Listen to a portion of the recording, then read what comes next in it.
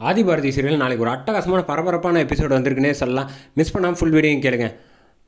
ஆதி வந்து கையை கட்டி வச்சுருக்காங்க. கட்டி வச்சோன்னா அவங்க வந்து மிரட்டிகிட்டு இருக்காங்க. மிரட்டிகிட்டு இருக்கப்போ வந்து என்ன கட்டை உந்த மாதிரியே இருக்குது அப்படின்னு லைட்டாக சந்தேகப்படுறாங்க. சந்தேகப்பட்டப்போ அதெல்லாம் இருக்க வாய்ப்பு இல்லை அப்படின்னா ஆதி வந்து டக்குன்னு வந்து கையை கட்டை அவுத்துட்டு அவங்கள வந்து அடிக்க ஆரம்பிச்சிடுறாங்க. அடிக்க ஆரம்பித்தோன்னா என்னடா பண்ணுறது, இவன் தப்பிச்சு ஓடுறானே, கூடாது அப்படின்னு சொல்லிட்டு இவங்க அடிச்சுட்டு கரெக்டாக வந்து ஆதி வேகமாக செம ஃபாஸ்ட்டாக ஓடிக்கிட்டு இருக்காங்க. ஓடிக்கிட்டு இருக்கப்போ வந்து இவங்க எல்லோரும் வந்து என்ன பண்ணுறன்னு தெரியாமல் முழிச்சிட்டு இருக்காங்க. டக்குன்னு பார்த்தா வந்து ஆதி வந்து ஒரு வீட்டுக்குள்ளே போய் கதவை வந்து சாத்திடுறாங்க. கதவை சாத்திடுறான்னு எப்படி இந்த வீட்டுக்கு ஒரு டோர் தான் இருக்குது, நிச்சயமாக வந்து அவன் வெளியில் இந்த வழியாக தான் வந்தாகணும், விடு பார்த்துக்கலாம் அப்படின்ட்டு தைரியமாக நிற்கிறாங்க. கையில் கட்டையெல்லாம் எடுத்து வச்சுக்கிட்டு ரெடியாக. ஆதி பார்த்தீங்கன்னா டக்குன்னு உள்ளே வந்து வாசுவாக மாறி குங்குமம் வச்சுக்கிட்டு கருப்பு சட்டை போட்டு வேஷ்டி சட்டையில் செம மாதம் கதவை திறந்துட்டு வராப்புல. வந்தோன்னே வந்து ஆதி பார்த்தோன்னா போனோம் ஒரு மாதிரி இருக்கான், வர்றவன் வேறு மாதிரி இருக்கானே, எனக்கு என்னமோ சந்தேகமாக இருக்குது, இப்போ சட்டையெல்லாம் மாற்றினானே, இதை மாற்றுறதுக்காக இவ்வளோ வேகமாக ஓடி வந்தான், அப்படிலாம் இருக்காது, எதுவாக இருந்தால் பார்த்துக்கலாம் அப்படின்னு சொன்னப்போ இவங்களை அடின்னு அடிக்கிறாங்க. அடித்ததுக்கப்புறமேட்டுக்கு மரியாதை என் ஃப்ரெண்டு எங்கே இருக்கான்னு உண்மையை சொல்கிறான்னு கேட்குறாங்க.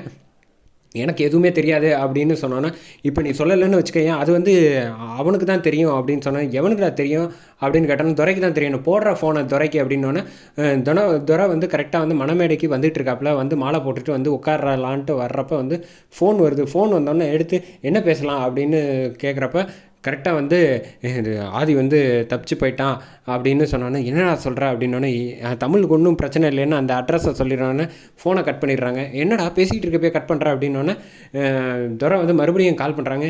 கால் பண்ணப்போ வந்து என்ன ஆச்சு அப்படின்னு சொன்னோன்னே இப்போ நீ பேசுனது வந்து ஆதிக்கிட்ட தான் பேசினேன், அவன் எங்களை அடித்து போட்டுட்டு போயிட்டான் தமிழை காப்பாற்றுறதுக்கு அப்படின்னோடனே சரி விடு நான் பார்த்துக்கிறேன் அப்படின்னு சொல்லிட்டு கரெக்டாக அந்த தமிழ் இருக்கிற ரவுடிங்கிட்டுக்கு வந்து ஃபோனை போட்டு ஆதி வந்தால் அவனை வந்து சும்மா விட்டுறாதீங்க, முடிச்சு விட்ருங்க அப்படின்னு சொன்னோன்னே சரி நான் பார்த்துக்கிறேன் அப்படின்னு சொல்லிட்டு நீங்கள் போங்க அப்படின்னு சொன்னோம். ஆதி வந்து டக்குன்னு புல்லட் எடுத்துட்டு செம்ம ஃபாஸ்ட்டாக சர்றன்னு வந்துட்டு இருக்காப்புல.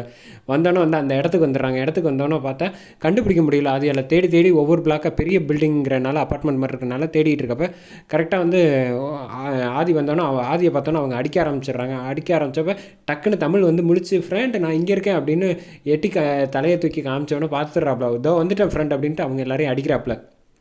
அடித்ததுக்கப்புறமேட்டு தமிழ் கட்டெல்லாம் அவுத்துட்டு வா போகலாம் அப்படின்னு அழைச்சிட்டு போயிட்டு இருக்கப்ப அப்போ தான் வந்து சுமதி மூணு சத்தம் போட்டுக்கிட்டு இருக்கிறத பார்த்தோன்னா இங்கே யாரோ இருக்காங்க தமிழ் வா அவங்களையும் போய் காப்பாற்றுவோம் அப்படின்னு சொல்லிட்டு வந்து வராங்க. வந்தோடனே சேரில் உட்காந்துருக்கதை பார்த்துட்டு கட்டை வந்து அவுத்து விட்றாங்க. கட்டை அவுத்து விட்டோன்னே என்னம்மா யாரும்மா நீ அப்படின்னு சொன்னோன்னே நான் ரொம்ப நன்றி, முதல்ல தண்ணியை கொடுங்க சார் அப்படின்னா தண்ணி எடுத்துகிட்டு வந்து ஆதி எடுத்துகிட்டு வந்து தண்ணி கொடுக்குறாங்க. தண்ணி கொடுத்ததுக்கப்புறமேட்டுக்கு வந்து ஆதி வந்து அப்போ தான் புரியுது வந்து ஆதிக்கிட்ட வந்து நானும் துரையும் ரொம்ப சின்சியராக லவ் பண்ணோம் 2-3 வருஷமாக. இப்போ திடீர்னு வந்து அவன் வந்து என்னை கல்யாணம் பண்ணிக்க முடியாதுன்னு சொல்லிட்டு இந்த மாதிரி பண்ணிட்டான் அப்படின்னோன்னு சரி ஒன்றும் கவலைப்படாதம்மா வாமா போய் முதல்ல வந்து கல்யாணத்தை பண்ணலாம் அப்படின்னு சொல்லிட்டு திரும்பி பார்க்குறாங்க. பார்த்தா தமிழை காணோம்.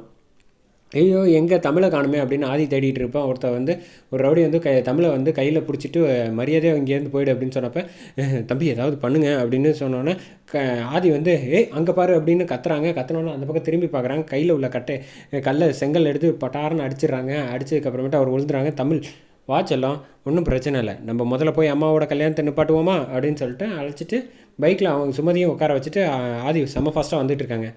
வந்துட்டு இருக்க விஷயத்தை வந்து மறுபடியும் கேட்கலான்னு பார்த்தா இவர் மணமேடையில் உட்காந்ததுக்கு அப்புறமேட்டுக்கு ஃபோனை பிடுங்கிடுறாங்க. நம்ம தினம் எப்போ பார்த்தாலும் என்ன வந்து ஃபோன் பேசிக்கிட்டே இருக்க அப்படின்னு ரத்தனம் ஃபோனை வாங்கி வை அப்படின்னு சொன்னோன்னா ஃபோனை வாங்கி வச்சிடுறாங்க. அப்புறம் என்ன பண்ணுறதுன்னு தெரியாமல் திருட்டுத்தரமாக முழிச்சுக்கிட்டே இருக்காப்புல.